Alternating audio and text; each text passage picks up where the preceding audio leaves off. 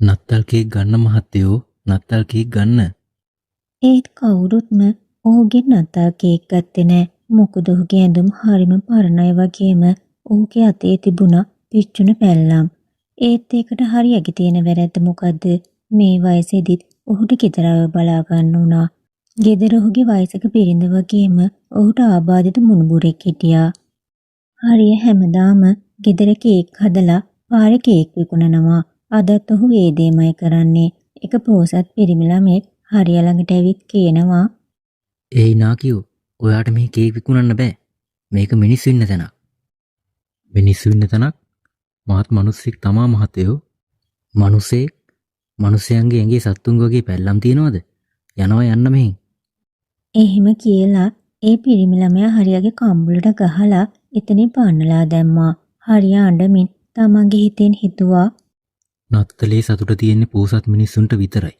දුප්පත් මිනිස්සුන්ට කවදාවත් සතුටින් ඉන්න බෑ. මේ ලෝකෙ දුප්පත් වෙලා ඉපදෙන එක මහ පවක්. ලොකුම ලොකු පවක්.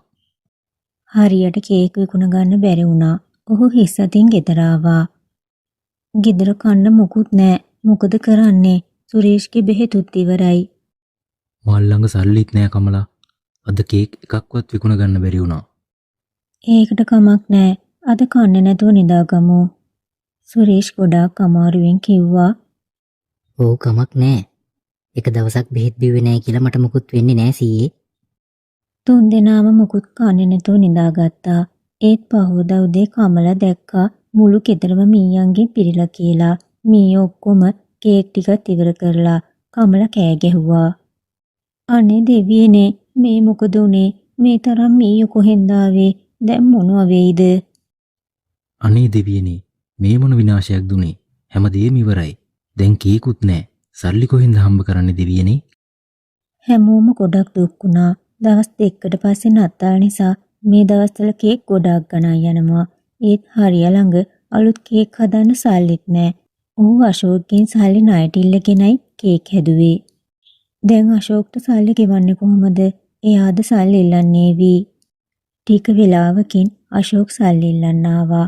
හරිය ඌට හැමදේම කිව්වා. හරිය කිව්ව දේවල් අහලා ඌට හොඳටම තරහ ගියා. හැම වතාවෙම ඔයා බොරුවක් කියලා මග අරිනවා. හැබැයි මේ වතාවේ නම් මං ඔයාව අතාරින්නේ නෑ. සල්ලි දෙන්න. නැත්තම් මේ ගෙදර අතාර දාලා යන්න. ගේ අතෑරලා අපි කොහෙ යන්නද? ගෙදර ආබාධිත දරුවෙකුත් ඉන්නවා. අපිට එහෙම කරන්න එපා. එහෙම කරන්න එපා. ඔයාලට ආබාධිත මුණුබුරෙක් හිටිය කියලා මම මොනව කරන්නද? යනවා යන්න මෙහෙන්. අශෝක් හරියටත් කමලටත් ගොඩක් ගැහුවා. ගහලා තුන්දෙනාම ගෙදරින් එළියට දැම්මා. ආරින්දන් තුන්දෙනාම හොඳටම ඇඬුවා. කමල අඬමින් කියනවා, නත්තලට නත්තල් සිය හැමෝටම මොන හරි දෙනවා. ඒත් අපෙන් හැමදේම උදුර ගන්නවා. මේ මොන වගේ නත්තලක්ද? මොනවා කරන්නද කමලා? අපි දුප්පත්නේ. දුප්පත් අපිට මෙහෙම තමා වෙන්නේ. තුන්දෙනාම බඩගින්නෙන් ගොඩාක් දුක් විඳා. ඒ වගේම හයියෙන් වහින්නන් ගත්තා. තුන්දෙනාම වැස්සට හොඳටම තෙමුණා. වැස්සට තෙමුණ නිසා සුරේෂ් හොඳටම අසනීප වුණා. මෙයාව ස්පිරිතාලෙට ගෙනියන්න වෙයි. ඒත් කොහොමද මෙයාව ගෙනියන්නේ? හරිය සුරේෂ් උරහිසට අරන් හොස්පිටල් එකට ගියා. හොස්පිටල් එකට ගිය ගමන්ම හොස්පිටල් එකේ හිටිය අය හරියකින් සල්ලි ඉල්ලුවා. සල්ලි නැති නිසා තුන්දෙනාම මෙහෙන් එළවලා දැම්මා. එළි වෙන කල්ම ඔහු අසනීපෙන් පීඩා වින්දත් උදේ වෙද්දී ඔහු ටිකක් සනීප වුණා. සුරේෂ් දැක්කා පෝසත් ළමයෙක් එක එක කෑම වර්ග අරන් කනවා වගේම අලුත් ඇඳුම් මැඳන් ඇවිදිනවා. එක ළමයෙක් ඔහුගේ තාත්තට කියනවා, තාත්තේ මට අර සෙල්ලම් බඩුව ඕනේ. ඒක රුපියල් 10යි. මට ඒක ඕනේ තාත්තේ. ඔහුගේ තාත්තා හරිම ලේසියෙන් ඒ සෙල්ලම් බඩු අරගෙන දුන්නා. ඒක දැකලා සුරේෂ් ඒ මිනිස්යාගෙන් කන්න සල්ලි ඉල්ලුවා. අංකල් මට රුපියල් 10ක් දෙන්නකෝ. හරිම බඩගිනි. ඒත් ඒ මිනිස්යා සුරේෂ්ට හොඳටම බැන්නා. සල්ලි අපි ගස්වලින් කඩනවා කියලා හිතුවද? යනවා යන්න මෙහෙන් හිඟන්නා. සුරේෂ්ට ගොඩාක් දුක හිතුණා. හරිය ඔහු එක්ක ගිහින් පාරයිනේ නිදාගත්තා. අද ඉඳන් මේක තමා අපේ ගෙදර. උඩින් තියෙන්නේ අහස. ඒක තමා අද ඉඳන් අපේ ගෙදර පහලේ. ඒත් ඒ වෙලාවේ එතෙන්ට පොලිසියෙන් එනවා. නැගිටින්න මෙතනින්. ඔයාලට මෙතන නිදා ගන්න බෑ. ඇයි සර් අපිට යන්න කියලා තැනක් නෑනේ. ඒක මන් දන්නේ නෑ. දැන් මෙතනට නත්තල් ගස් කියනවා. ඒ නිසා දැන් ඔයාලා මෙතනින් යන්න. පොලිසිය තුන්දෙනාම එළවලා දානවා. සුරේෂ් නත්තල් සීයට කතා කළා. නත්තල් සීයේ මං නත්තලට කවදාවත් ඔයාගෙන් කිසිම දෙයක් ඉල්ලලා නැහැ. ඒත් අද මං ඉල්ලනවා. අනේ අපේ මේ කරදර ටික ඉක්මනට නැති කරලා දෙන්න. අනේ අපිව බේරගන්න. රෑ එළි වෙනකල් සීතල යාලා විදවිද හිටියා. හෙට නත්තල් උනත් මේ තුන්දෙනා ළඟ කිසිම දෙයක් තිබ්බේ නෑ. නත්තලට කලින් නත්තල් සීය ඇවිදින්න පිටත් වුණා. මං තමයි නත්තල් සීයා. මම මිනිසුන්ට තෑගි බෙදා දෙනවා. ඒත් මට දැනගන්න ඕන එයාලට මොනවද ඕන කියලා. ටිකක් ගිහින් බලමු. නත්තල් සීය එහෙම යන්න ගත්තා. ඒ වෙලාවේ හු දකිනවා හරියයි බිරිඳයි සුරේෂුයි පාරේ ඇවිදගෙන යනවා. හරිය කුණු කූඩේ අවුස්සමින් ඒකේ කන්න දෙයක් හෙව්වා. මේ කුණු කූඩේ නම් පෝසත් මිනිස්සු කාලා දාලා ඉතුරු වෙනේව ඇති. මට මෙතනින් කන්න දෙයක් හොයාගන්න පුළුවන් වෙයි.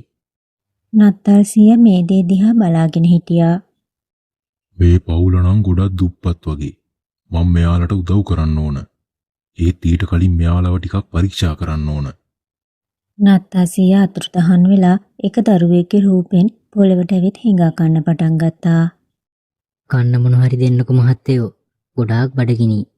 මොන හරි දෙන්නකෝ මහත්තයෝ. අනික් පැත්තෙන් හරියට පාන් පැකට් එකක් හම්බුණා. ආනේ මේ පැකට් එකේ පාන් කෑලි 6ක්ම තියෙනවා.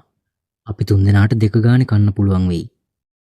නත්තල් සීයා ළමයෙක්ගේ රූපෙන් හිඟා කෑවා. ඒත් ඔහු තේරුම් ගත්තා මෙහි ඉන්න පෝසත් අය සත පහක්වත් දුප්පත් අයට දෙන්නේ නැහැ කියලා. හැමෝම නත්තල් ගස් අරන් සරසලා නත්තල් සීයාගෙන් ගොඩක් දේවල් ඉල්ලන්න ලෑස්ති වෙලා ඉන්නවා. ඒත් දුප්පත් මිනිහෙක්ට උදව් කරන්න එයාලා ළඟ එක රුපියලක්වත් නැහැ. හරිම පුදුම ලෝකයක් තමයි මේක. තමන් ළඟ වැඩිපුර තියෙන කෙනා තවත් වැඩිපුර දේවල් බලාපොරොත්තු වෙනවා. නෑ නෑ මේක ගොඩක් වැරදි දෙයක්. ඊට පස්සේ නත්තල් සීයා හිඟා කමින් හරිය ළඟට යනවා. දවස් දෙකකින් මම මුකුත් කාලා නෑ සීයේ. මොන හරි කන්න දෙන්නකෝ. හරිය අඬමින් කියනවා අපිත් ඔයා වගේමයි පුතේ. අපිට ඉන්න ගියක්වත් නැහැ. අපි ළඟ එක පාන් පැකට් එකක් තියෙනවා. එන්න ඒක අපි බෙදාගෙන කමු. ඔව් එන්නකෝ. මට යාළුවොත් කවුරුත් නෑ. මෙන්න. එක පාන් කෑල්ලක් ඔයාට එකක් මට. සුරේෂ් එක පාන් කෑල්ලක් නත්තල් සීයට දුන්නා. නත්තල් සීයගේ ඇස් වලින් කඳුළු වැටුණා. නත්තල් සීය තමන්ගේ ඇත්ත ස්වරූපයට ආවා. ඒක දැකලා එයාලා තුන්දෙනාම පුදුම වුණා. ආනේ නත්තල් සීයේ ඔයා? ඔව් මම තමයි. මං ඔයාලව පරීක්ෂා කරන්නයි ආවේ. මට පෝසත් මිනිස්සු කිසිම දෙයක් දුන්නේ නැහැ. ඒත් ඔයාලා ළඟ කිසිම දෙයක් නැතුවත් ඔයාලා මට කන්න දුන්නා. ඔයාලා ළඟ මනුස්සකම තාමත් ඉතිරි වෙලා තියෙනවා. ඒ නිසා මම මේ නත්තලට ඔයාලට ලොකු ගයක් දෙනවා.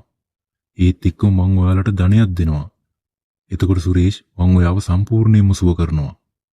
එහෙම කියලා නත්තල් සීය තමන්ගේ යෂ්ටි කැරකුවා. සුරේෂ් හොඳටම සනීප වුණා. එයාලා ළඟ ගොඩාක් සල්ලි වගේම ලොකු කේකුත් ලැබුණා. නත්තල් සීය අතුරුදහන් වුණා. ඒ විදිහට නත්තල් සීය නත්තලේදී දුප්පත් පවුලකට උදව් කළා. මේ නත්තලේදී නත්තල් සීය වගේ ඔයාලා දුප්පත් අයට උදව් කරන්න අමතක කරන්න එපා. ඔයාලා හැමෝටම සුබම සුබ නත්තලක්.